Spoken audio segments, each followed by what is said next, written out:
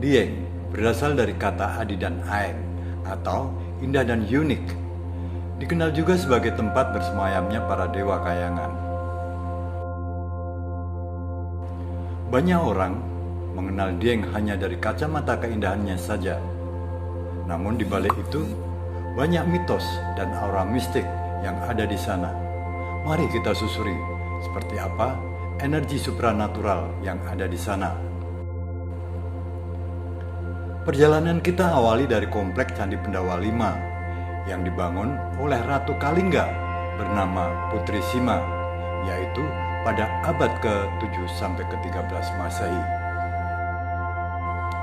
Di sini sudah terasa sekali getaran energi positif, terutama pada dinding gua dan bangunan purba yang membentuk siluet. Kami pun menuju ke Museum Kaliasa. Di sana, kita menemukan berbagai patung purba yang berwujud makhluk kayangan, seperti patung Siwa, patung Trisila, dewa berkepala 3, dan masih banyak lagi lainnya.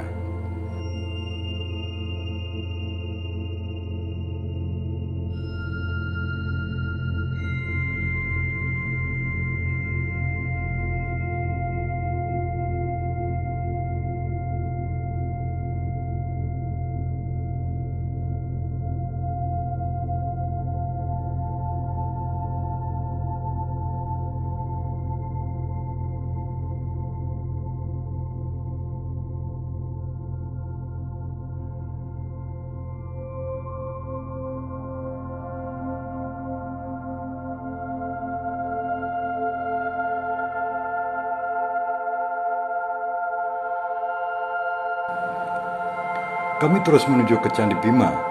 Candi ini terpisah dengan candi lainnya. Candi ini merupakan candi masa peralihan dari agama Hindu ke agama Buddha.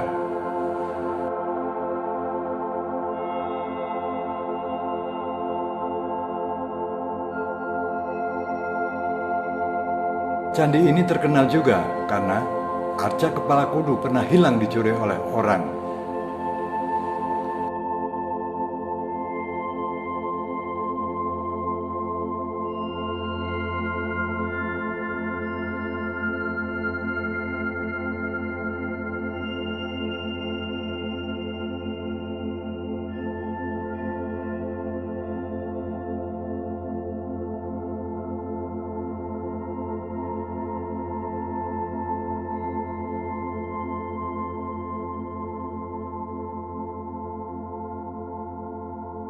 Bagi pengunjung yang hasrat keinginannya cepat terkabul, harus memutari candi sebanyak 7 kali. Percaya atau tidak, terserah pada pemirsa.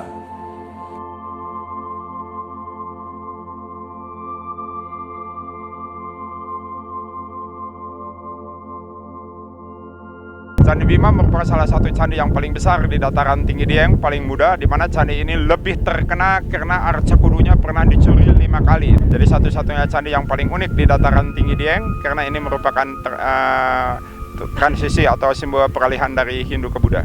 Di mana di sini kita bisa menyaksikan dekorasi antara kedua religion tersebut. Dan candi ini sudah direstorasi, sekarang bentuknya jadi lebih baik. Beberapa tahun yang lalu saya pernah berkunjung ke Candi Bima ini. Nampaknya sekarang sudah direhab dan berbeda. Saya merasakan bahwa lebih berwibawa yang dulu, lebih karismatik, dan lebih istilahnya lebih kuno, bentuknya lebih dulu. Sekarang setelah direhab, pamor dalam bahasa Jawa itu kok kurang greget begitu. Jadi saya secara pribadi sebagai wisatawan menyayangkan hal itu, tapi untuk kelestarian purbakala boleh, tapi untuk nilai-nilai spiritual saya nggak dapat. Perjalanan tambah asik. Kita menuju sebuah kawah bernama Kawah Sikidang atau Kawah Kijang. Di saat-saat tertentu, kawah utama sering berpindah-pindah tempat bagai seekor kijang yang meloncat-loncat. Dari tutur tinular, terjadinya kawah ini adalah dari kisah satria bernama Kidang Garungan yang berwujud badan manusia namun berkepala kijang. Dikisahkan hendak menikahi Putri Sinta Dewi, namun justru mendapatkan perlakuan dikubur hidup-hidup di sumur yang digali.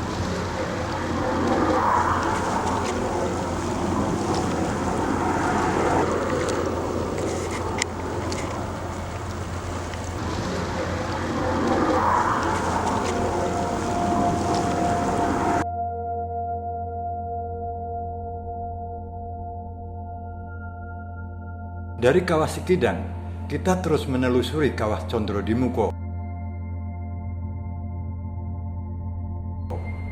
di mana mitosnya tempat gladi kesaktian Raden Gatotkaca dari Pringgondani. Setiap bulan Surabaya, paranormal memandikan pusaka sekaligus menimba kesaktian.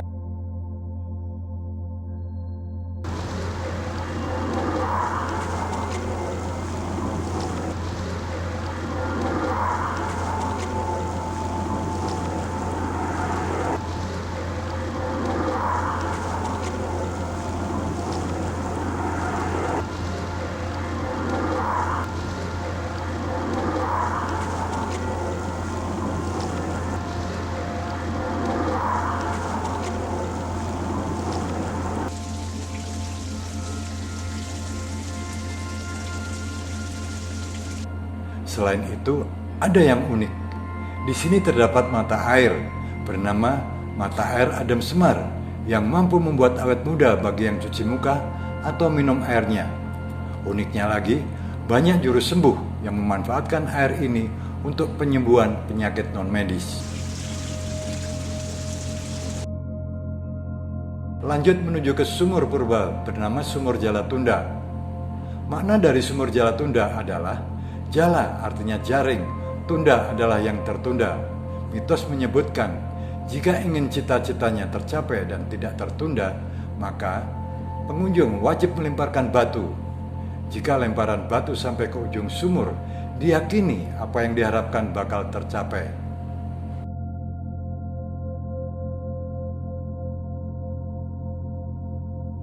Perjalanan menyingkap mitos Dieng terus berlanjut. Saatnya kita menemukan beberapa pusaka gaib penunggu Dieng Purba. Ada berbagai macam pusaka yang masih tersimpan secara gaib di negeri Kayangan ini, seperti tombak, keris, dan beberapa benda-benda lainnya yang mempunyai karisma.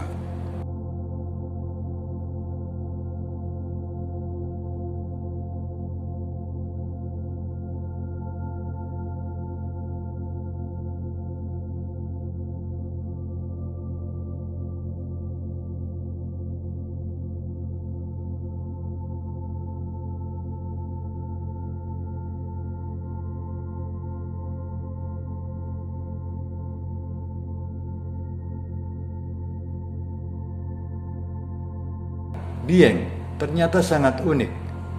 Setiap tahun dipastikan terjadi fenomena alam dengan munculnya embun upas atau embun beracun. Hal ini menarik perhatian wisatawan, namun merupakan musibah bagi petani kentang. Karena tanaman apapun termasuk kentang, jika terkena embun upas pasti akan terbakar dan tidak bisa dipanen.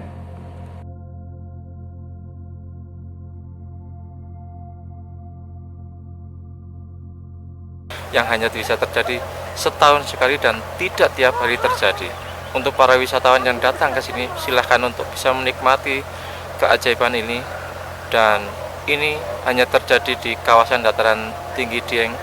Untuk para wisatawan yang datang ke dataran tinggi Dieng, setahun sekali yang bisa terjadi sekitar bulan Juli dan Agustus di puncak musim kemarau. Para wisatawan untuk mempersiapkan pakaian yang bisa menahan dingin. Satu lembar pakaian yang bisa menahan hawa dingin ternyata tidak cukup. 3 lembar masih kita bisa merasakan dinginnya frost atau salju yang hanya terjadi di kawasan dataran tinggi Dieng setahun sekali. Oke, terima kasih. Di sini terjadi fenomena alam yang sangat menakjubkan, yaitu munculnya embun upas. Seperti tanaman-tanaman ini, ketika tanaman-tanaman ini terkena embun upas, dia bisa mengalami pembusukan. Ini adalah merupakan satu keajaiban alam dan merupakan satu daya tarik bagi wisatawan. Namun demikian menjadikan musibah bagi para petani kentang, yang mana ketika embun upas ini mengenai tanaman kentang, ini akan membusuk sehingga merugikan para petani yang ada di Dieng ini.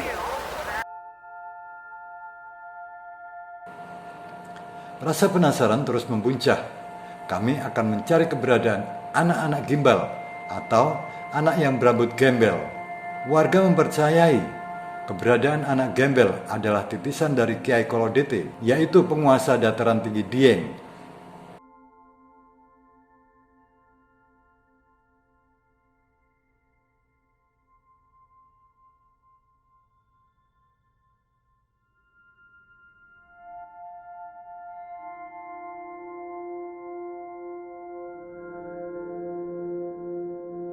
Ganteng banget sih.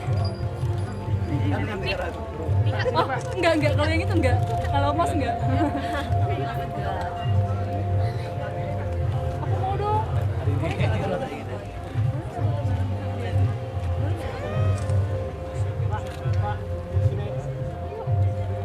Mas.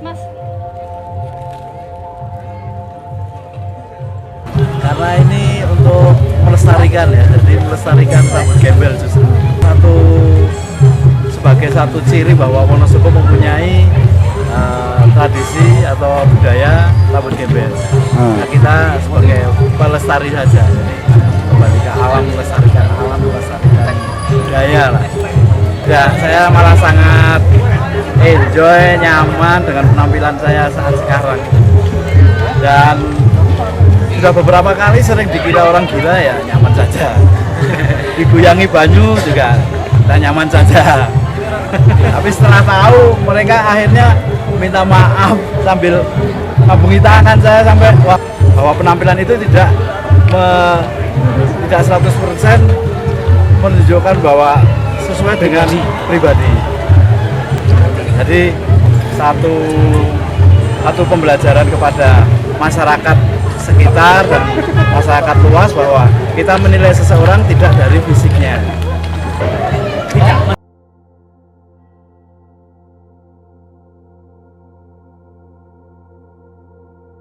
Pada saatnya, atas permintaan sendiri, gembel itu minta dipotong, namun dengan cara ritual, yaitu ruat cukur rambut gembel yang diteruskan dengan larung sesaji di Telaga Warna.